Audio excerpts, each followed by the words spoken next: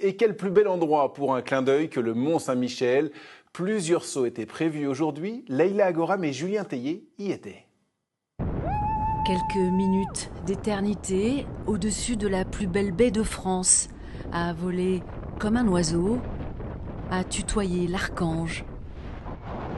Un baptême pour le père Doha, recteur du sanctuaire du Mont-Saint-Michel, et un symbole fort pour les sapeurs-pompiers à l'origine de ce saut exceptionnel en parachute au-dessus de la merveille. 7 heures ce matin, l'archange se cache encore sous un épais manteau de brume, mais au pied du mont, les parachutistes sont en plein préparatif. C'est toujours compliqué parce que c'est la soutane.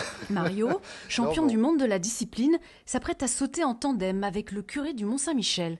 C'est un truc dont je pense que tout le monde a rêvé à un moment ou à un autre. Moi, je m'étais toujours dit que ça serait sympa de sauter en parachute.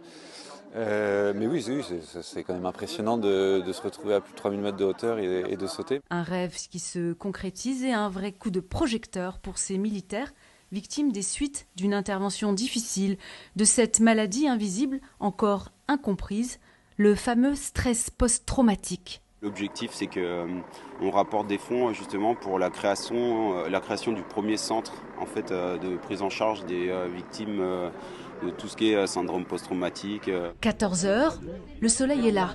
L'avion va enfin pouvoir décoller. Les premiers à monter à bord seront les derniers à sauter. 3500 mètres plus haut, c'est le moment de se jeter dans le vide. Une épreuve pour ces hommes abîmés, mais aussi l'occasion de repousser les limites, de se redonner des ailes. La cause est belle et puis le fait de faire ça le jour de la Saint-Michel, un 29 septembre, c'est formidable. Ouais. Je me suis dépassé moi-même parce que c'est la première fois que je saute en parachute. On a fait plein de choses dans nos vies, mais celle-là, je crois que celle-là elle restera gravée. Merci mon Steph, merci. Comme Stéphane ou Benjamin, un quart des 252 000 pompiers de France subiront un jour une blessure invisible.